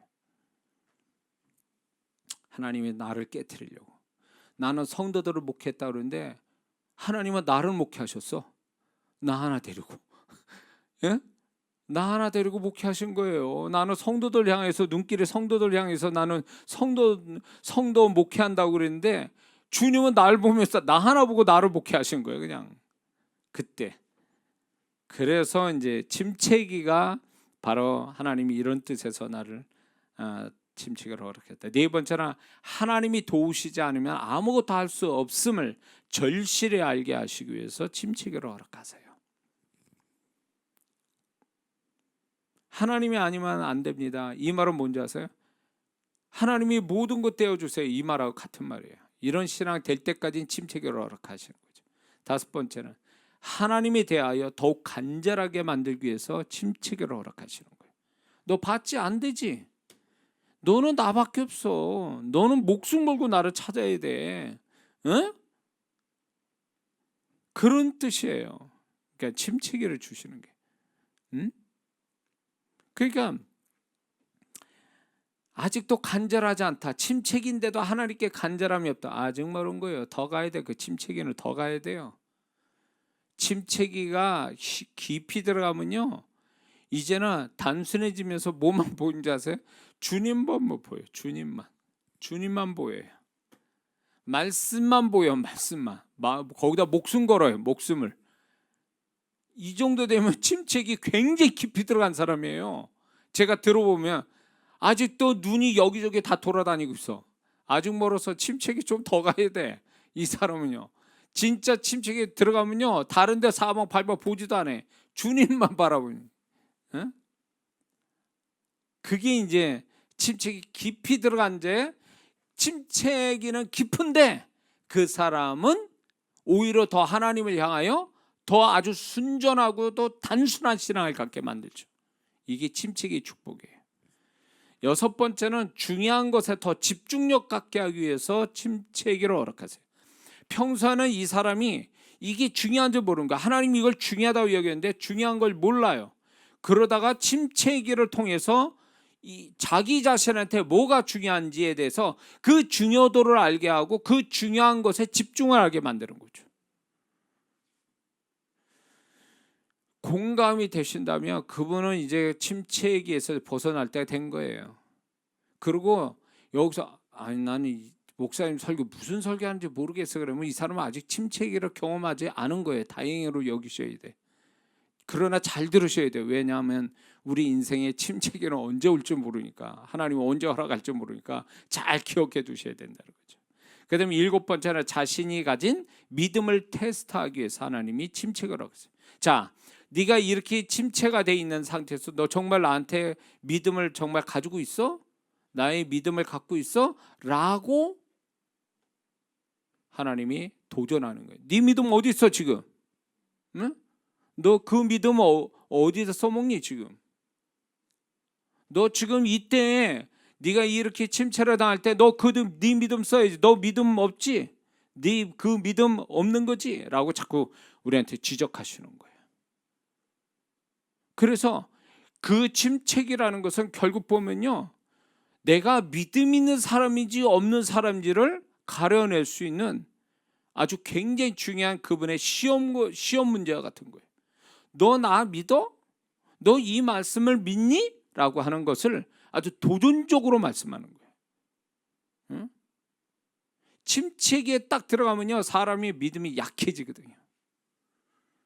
그래서 하나님은 침체기에 그 사람의 믿음을 강화시키기 위해서 도전적으로 자극을 하시는 거예요.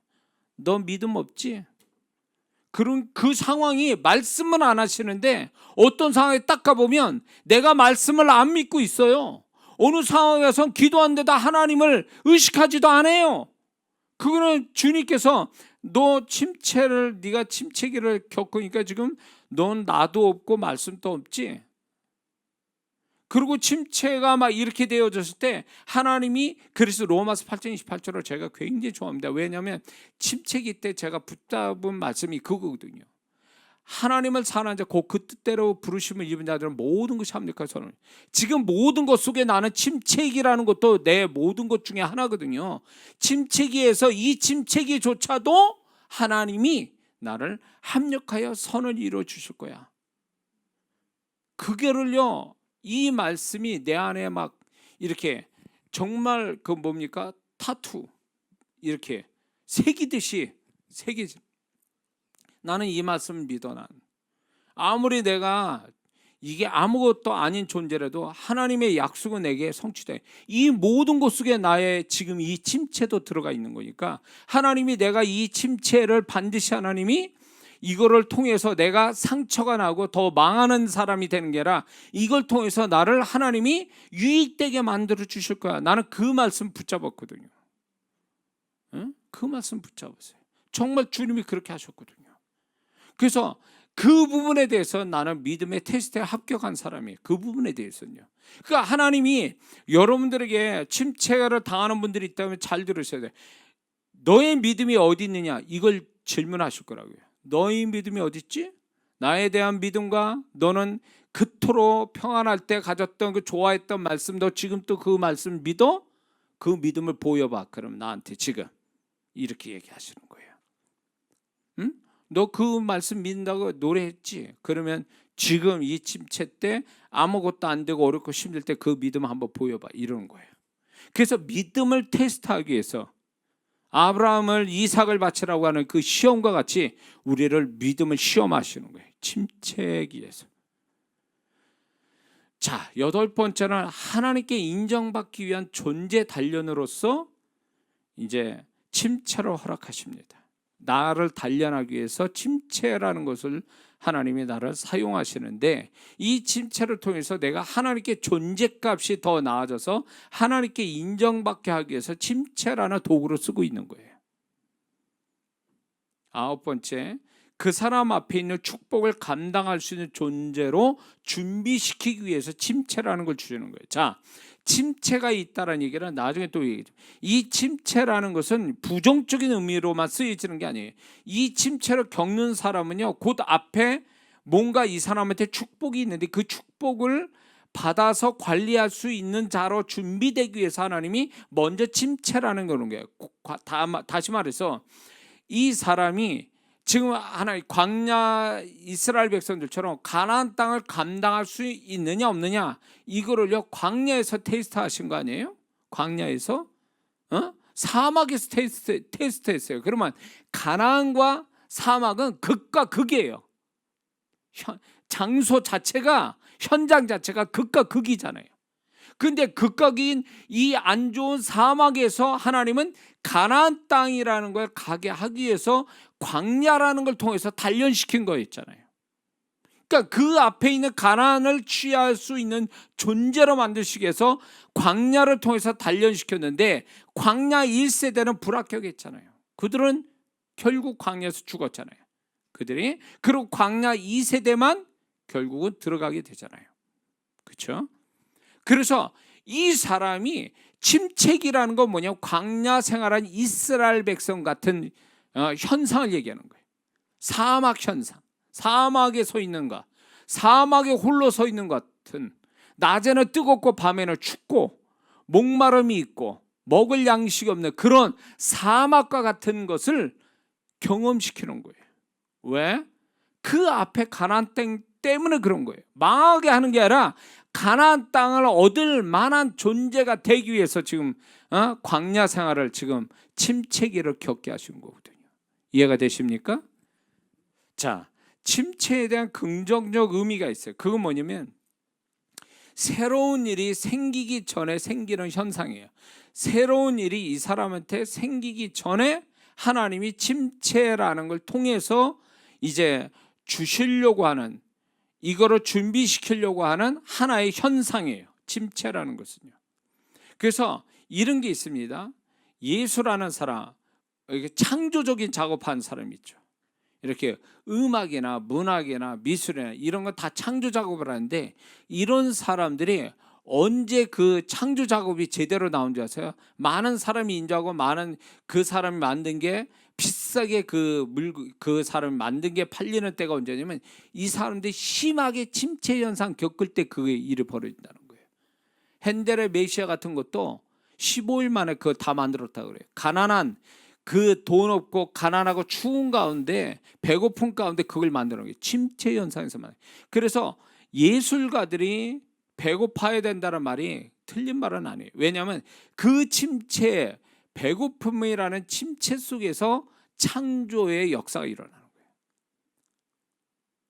그래서 제가 이렇게 설교를 준비할 때도 이건 창조 작업이잖아요. 제가 이런 것도 결국은요, 제 마음이 좋을 때 나오는 게 아니에요. 좋을 때만 나오는 게 아니라 심하게 내 심령이 뭔가 문제가 있을 때 하나님 앞에 간구하는 가운데 이 설교들이 나와요. 사실은.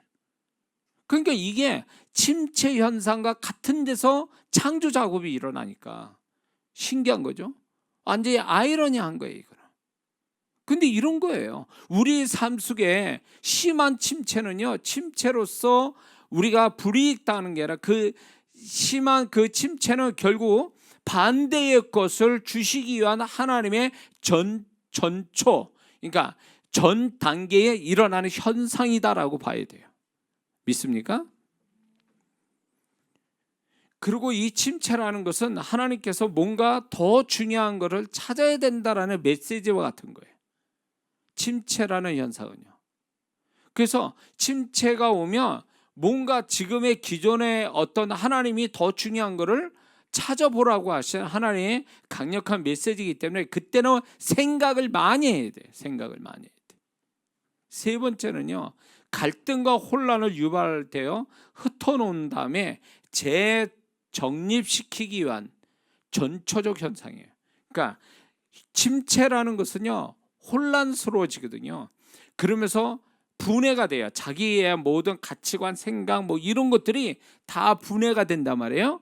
그런데 이 침체를 겪으면서 지나가면서 뭐가 되냐? 이렇게 분해가 됐던 것들이 새로운 것으로 재조립되는 과정이 침체에서 나오는 거예요. 이걸 아직 겪어보지 못한 분은 아직 좀 더 가야 될 텐데 이거는 그냥 얘기하는 게 아니에요. 그래서 침체를 겪었는데 막 침체가 오면요 다 분해된 것 같아요. 다 흩어져 있는 것 같은 느낌을 받는단 말이에요. 응? 모든 게 다 흩어져 있는 거야.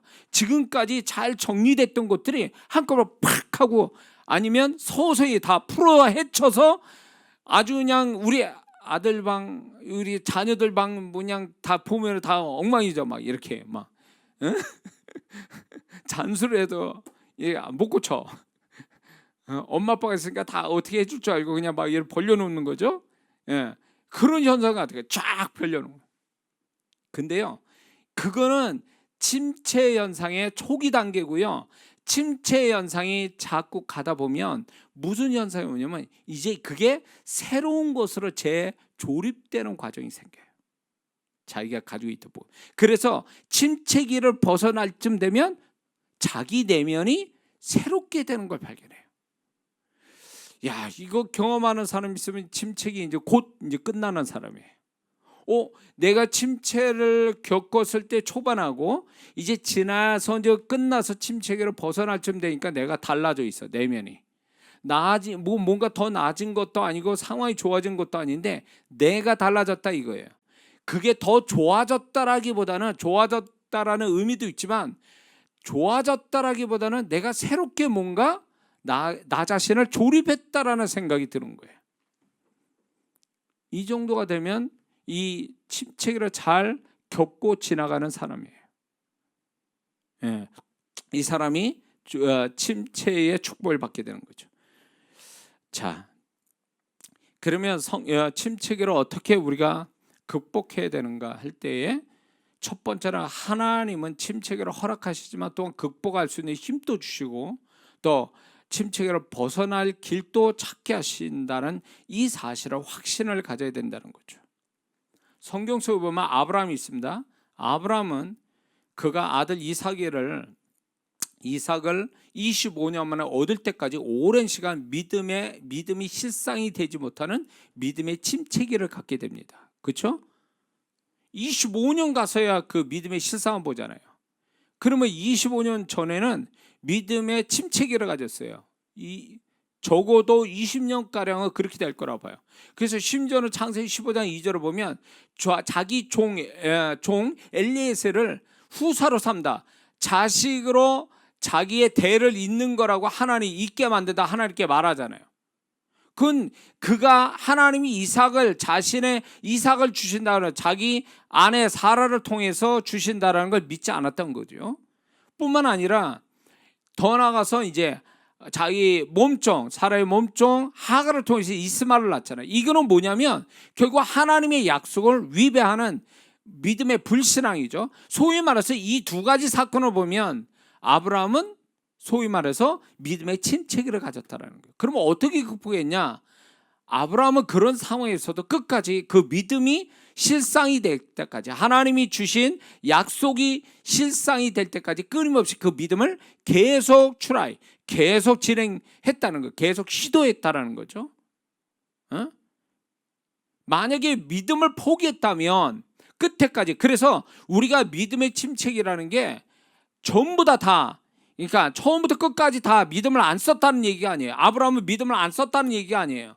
믿음을 썼다 넘어졌다 썼다 넘어졌다 이랬다는 거예요. 그러므로 아브라함은 끝까지 그 믿음을 포기 않고 계속 쓰는 가운데 25년 만에 아들을 얻게 되는 거죠. 하나님이 그 24년째 가서 아브라함의 그 믿음을 인정해서 아들을 주시잖아요. 그렇죠? 그것처럼 믿음이 실상이 되기까지 아브라함은 끝까지 그 믿음을 포기하지 않고 계속 사용한 데서 결국 믿음의 실상을 보며 그것으로 믿음의 침체기를 벗어나게 되죠.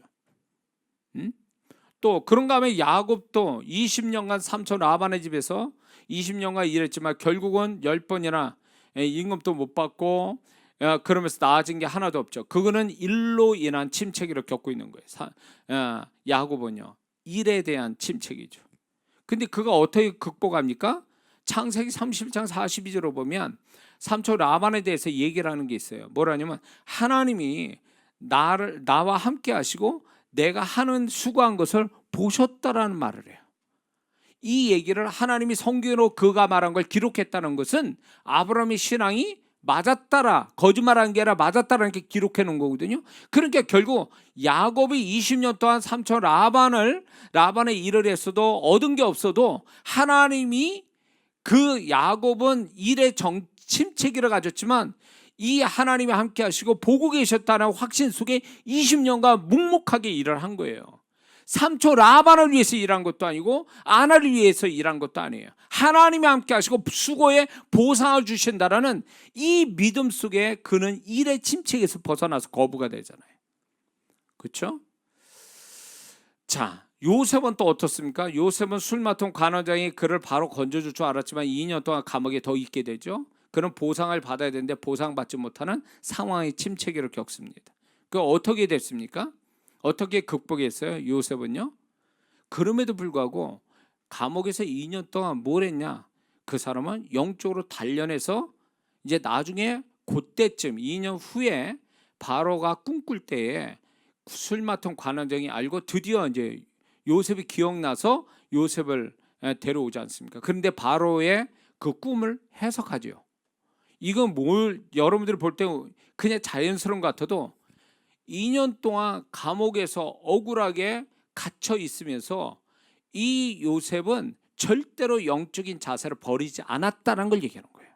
만약에 영적인 자세를 버렸다면 이렇게 바로 꿈을 풀 수 있는 능력이 생기냐. 더군다나 바로 앞에서 바로 그 꿈을 해석을 바로바로 했다는 얘기는요, 요셉이 그동안 이 영적인 자세를 계속 유지해 왔다라는 걸 의미하는 거예요. 그래서 이 일의 상황의 정체기를 뭘로 벗어났냐면 요셉은 영적인 자세를 더 세밀하게 아주 날카롭게 그 자세를 가짐으로 해서 벗어났다는 걸 얘기하는 거예요. 무슨 말인지 이해가 되시죠? 자, 그 다음에 다윗, 마지막에 오늘 본문에 다윗이 그렇습니다. 다윗은 억울하게 계속 사울에게 쫓겨다니죠.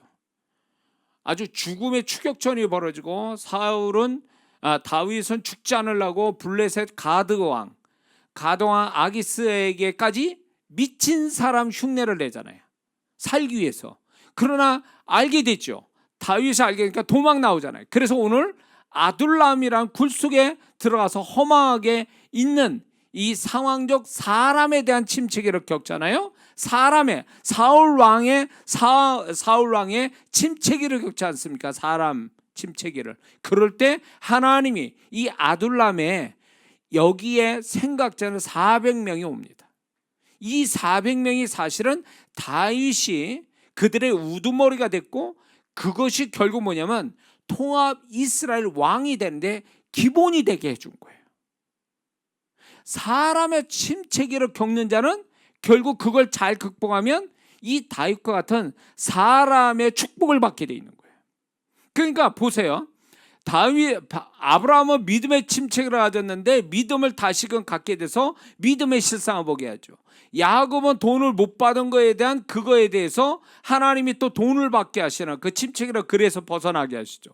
요셉은 결국은 신앙으로 인해서 들어간 거잖아요. 보디발 아내에게 억울한 일 당한 이유가 뭐예요? 하나님 앞에 범죄하기 원치 않아서 뛰쳐나온 게 그게 억울함을 겪은 거 아니에요. 그 신앙 때문에. 근데 그 신앙으로 다시 거기서 벗어나게 되잖아요. 다윗은 사람의 침체기를 당했는데 결국 사람의 축복을 받음으로 침체기를 벗어나게 하나님이 그렇게 하시지 않느냐 말이에요.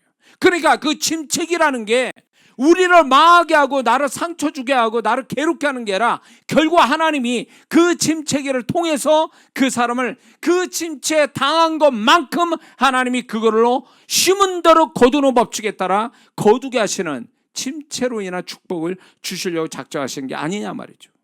이해가 되십니까? 그러므로 침체를 당할 때 기도해야 돼요. 기도 안 하면 큰일 납니다. 아까 얘기했죠? 혼이 부정적으로 돌아왔는데 그 혼을 이길 만한 기도의 능력이 있어야 된다, 그 얘기예요. 그리고 생각을 많이 해야 돼. 침체기 때는요. 왜 침체가 왔는가? 자신한테 뭐가 문제인가? 하나님은 지금 나 자신이 뭐 하기를 원하시는가? 회개할 것이 있는가? 이러면서 생각을 많이 해야 돼요. 그 생각을 많이 하는 가운데 하나님이 침체의 원인, 내지는 침체로 벗어나는 길을 거기서 가르쳐 준다는 거죠. 그리고 조급해하지 말아야 됩니다. 조급해하면 결국은 그게 더 침체 현상을 만들고 그 조급함이 결국 자기 자신을 더 깊은 침체로 들어가게 만든다는 거, 벗어나지 못하게 한다는 거, 그게 문제죠. 또 침체가 왔을 때 침체로 인해서 스스로 깊게 빠지면 안 된다는 거죠. 마음의 병을 만든다는 거예요. 예. 침체를 스스로 하나님이 침체의 깊이를 50으로 줬는데 자기가 들고 파가지고 그냥 동굴을 파가지고 땅을 파가지고 100으로 만들어. 그러면 그거는 하나님 뜻이 아니에요. 자기가 만든 거지. 이런 사람 있죠. 엄살 피는 사람. 안 아픈데 죽는다고 막 난리죠. 예? 하나도 안 아픈데. 그게 왜 그래? 자기가 엄살 피는 거예요. 똑같아. 침체기도 하나님이 감당할 만큼만 주시는 거예요. 고린도전서 10장 13절의 말씀처럼. 감당할 만큼 주시는데 막 죽겠다고 하면 난리죠. 그러면 자기 스스로가 침체를 더 가져오게 하는 거죠.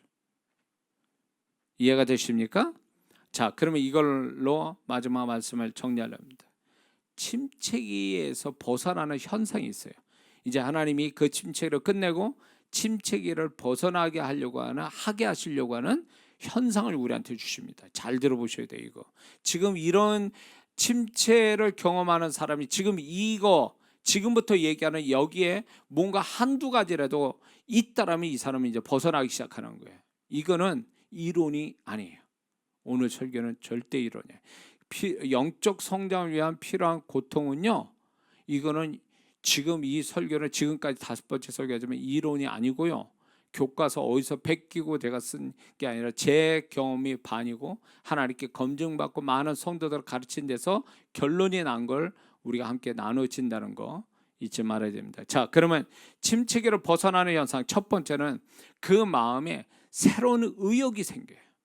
전에 없었던 의욕이. 지금 침체기로 막 쭈그러들고 있는데도 불구하고 어딘서 뭔지 모르게 자꾸 뭔가를 해야 된다는 의욕감이 막 생겨요.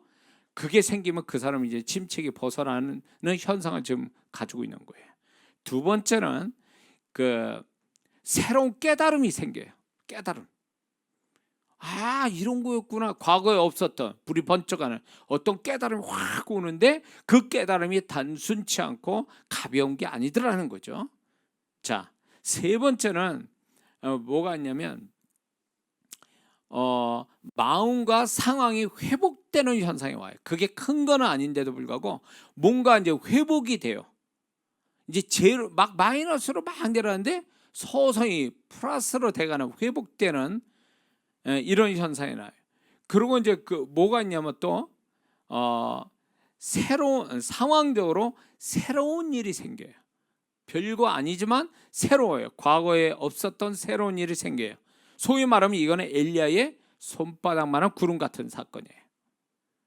자, 그 다음에 자신에게 과거에 돌아섰던 것들이 내게로 다시 오기 시작한다는 거예요. 나한테 등 돌렸던 것, 내게서 떠나간 것들이 서서히 나한테 긍정적으로 다가오는 것, 그게 소위 말하면 침체에 벗어나는 현상입니다. 그 다음에 새로운 만남이 있어요. 새로운 만남. 어떤 장소나 사람에 대한 새로운 만남, 그게 있으면 그 사람은 침체기를 벗어나고 있는 현상이에요. 그 다음에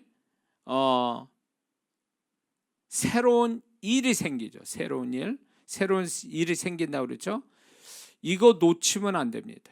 이거 놓치면 안 돼요. 이 새로운 일이 생기는데 이걸 놓치지 말고 붙잡아야 됩니다. 자, 지금 한 7가지 한 것 같아요. 자, 지금 요런 부분에 지금 한두 가지라도 침체기에 있는 사람이 지금 한두 가지 이런 게 생기고 있다. 그러면 그 사람이 이제 벗어나고 있는 거예요. 근데 벗어나는 줄도 모르고 그걸 가볍게 생각하면 안 돼요. 작다고 작은 걸 우습게 보면 안 돼요. 그걸 붙잡아야 돼요. 그러면 어떤 현상이 오냐? 가다 보니까 새끼줄 하나 있네. 그 잡았더니 보니까 거기에 생각지 않은 소 한 마리가 딱 거기 있는 거. 그런 얘기 그냥 우스갯소리를 하는 건데 별거 아닌 건데 딱 잡고 그걸 잡아당겨 봤더니 거기에 생각지 않은 큰 게 걸려 있더라 이런 거예요. 똑같아요. 하나님의 역사는 욥기서의 말씀처럼 내 시작은 미약해서나 내 나중은 심히 창대하라. 시작을 미약하게 하시는 것이 하나님의 뜻이에요. 크게 시작하지 않으세요. 그래서 하나님이 작은 손바닥만한 구름을 주시는 엘리야 같은 이 사건에 대해서 여러분들이 우습게 보지 말고 그걸 붙잡고 가다 보면 거기에 더 큰 게 거기에 있다는 걸 잊지 말아야 될 줄 믿습니다. 그래서 저도 하나님이 이 방법으로 저를 이끌어 오셨기 때문에 그 침체기를 당할 때 몰랐어요. 당하고 제가 지나가서 뒤돌아보니까 이런 원리가 있었구나. 그리고 많은 성도분들을 상대하다 보니까 제가 상황은 달라도 침체기라는 것은 나하고 맞아 떨어지는 거예요. 그러면서 그 과정들은 공식과 같은 거예요. 하나님의 공식 같은 거. 그래서 이거를 제가 겪은 걸 기초로 해서 많은 성도들을 상대하다 보니까 하나의 공식처럼 만들어진 거예요.